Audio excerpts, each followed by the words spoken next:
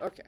So these last two aren't really like necessarily geometric, but yesterday's thing, the title was like geometric and other sequences. So I think this is like in the other sequences category. But it's kind of the same concept where we've got like, a list of numbers that's our sequence, and we're trying to figure out like what the pattern is or like how they're changing. So this one, like I said, it's not going to match necessarily our arithmetic or a geometric. It's going to be kind of a combination of things.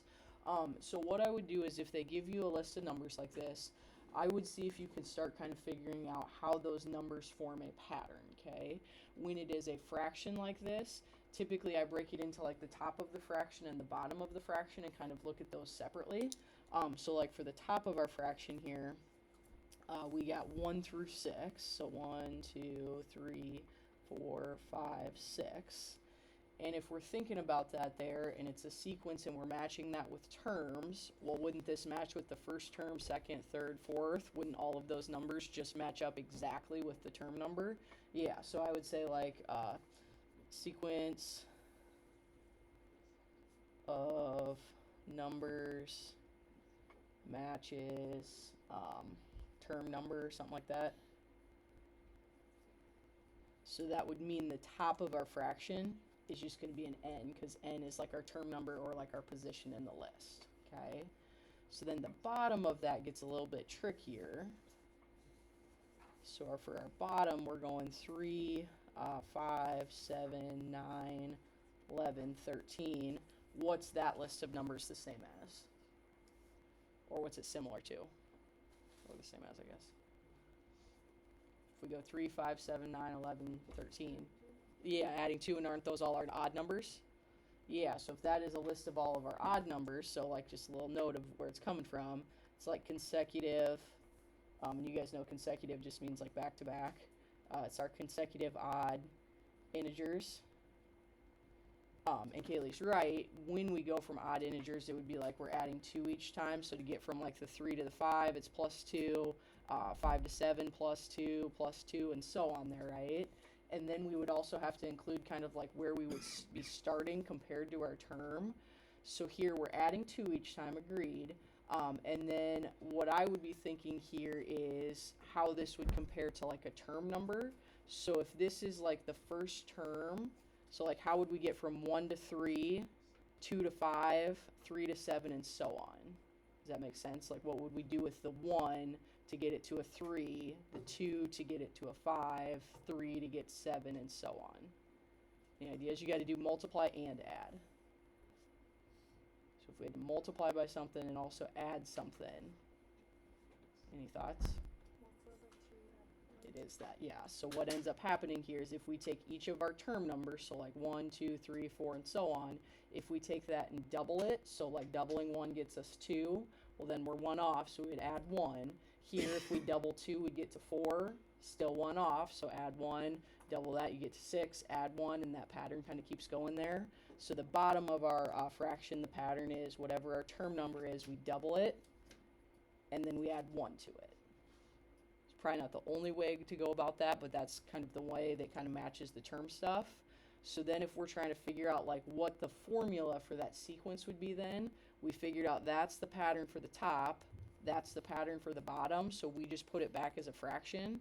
So we just do it as the n over the 2n plus 1, and then just to turn it into like our explicit thing, we just do it as like s sub n is equal to that. Okay, and I'm just getting the S because they named the sequence S up in the directions. So you might see something like that. I'm more worried about the geometric stuff than these random ones, especially this next one here is kind of really confusing. So for this next one here, we've got a pattern of pictures that they want us to try to figure out and like break down into like a formula. So it says, let T be the sequence in which the first term is an equilateral triangle. So this is an equilateral triangle. All 3 sides are the same.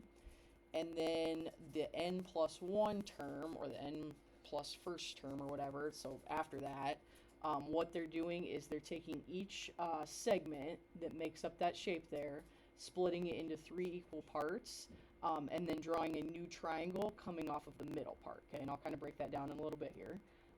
And then that triangle they draw on there is also an equilateral triangle. And then what they do is they remove this little part here to make like a new perimeter. And then they give us the first three there, and we're supposed to figure out the pattern. And they say the original triangle is 1 unit for each of the sides. Okay, so let me draw a better picture here so you can kind of get what's going on. This is also called a fractal. Anybody heard of fractals? So a fractal, what that is it's like if you take this shape and you zoom in, or if you take this shape and you zoom in, the side here, so this little chunk of it, matches the chunk of it right there. So a fractal is like the same shape being repeated over and over and over again, where if you zoom in, it looks the same. I don't know that you need to know that, but if it says something about fractals, it's just pictures that look similar. It's just kind of, I don't know, building on it or whatever. But anyway, so what's going on here, I'm just going to represent one of my sides of my triangle here. If this is one of the sides of my triangle, what they're saying is they're taking it and they're splitting it into 3 equal chunks. So this is my side. They're taking it and splitting it into 3 equal chunks. If my original triangle had a length of 1 unit for each side, that would mean if I split it into 3 equal parts, that would be like a third, that would be a third, and that would be a third, is what they're saying kind of for the first part. Then what they're doing is they're taking that side length and they're putting this extra triangle on here that's an equilateral. So they're adding on an extra triangle here, kind of like that. And then they're saying that that triangle they're gaining on there is equilateral. So if this little side here was like a third, that would mean that side is a third and that side is a third. Then what happens here is if we're actually finding the perimeter of like this shape here, when you do it, that middle chunk of it kind of disappears right there, because do we need, if we're finding perimeter, do we need that inside length? We don't, right? So basically that third is going to go away. So our new side length here is our distance here, here, here, and here. Well, that's a third, that's a third, that's a third, and that's a third. So if I add all those together, a third, plus a third, plus a third, plus a third, wouldn't that new side length be like 4/3 of whatever the original was? Yeah. And then what's going to happen there is each time, so we go on to like this next shape here, they're taking like a side length here and doing the same thing where they break it down, but won't it keep following that pattern each time if we break it in thirds and then add that little triangle in there? It'll just keep being 4/3 of whatever that new side is and just keep going and going and going and going and going forever. So what we do on that is we use that 4/3. So for like our equation here, we're going to go f sub n for, any number of sides, or any number of, I don't know, terms or whatever. What you're going to do is you're going to take and multiply whatever you have by 3. The 3 represents that there's 3 sides of your triangle, or you're doing it 3 times, each little chunk, because there was 3 sides originally of your triangle. You're changing each time, or going by 1 or 4/3. That's kind of like the growth factor, or the constant ratio would be that 4/3. And then you're just doing that, following that pattern of the geometric one where it's the n minus 1 for the thing, because that would just be saying you're taking the term number minus 1 and then doing all that stuff to it. And then, so that represents the sides. That 4/3 was representing like each perimeter is like 4/3 as big or something like that. That's kind of what that's representing. I know you want chocolate to raise for some council. Anyway, so that would be our side lengths, and then that would be how much we're gaining each time. Again, that's a pretty difficult problem, so don't get too wound up if there's some on the assignment that are like that, and you're like, oh, I can't figure it out. I'm not going to do that to you on the test to make you try to work through that whole thing, but it is a good example of like the geometric pattern kind of going on. Okay, that kind of makes sense? Okay.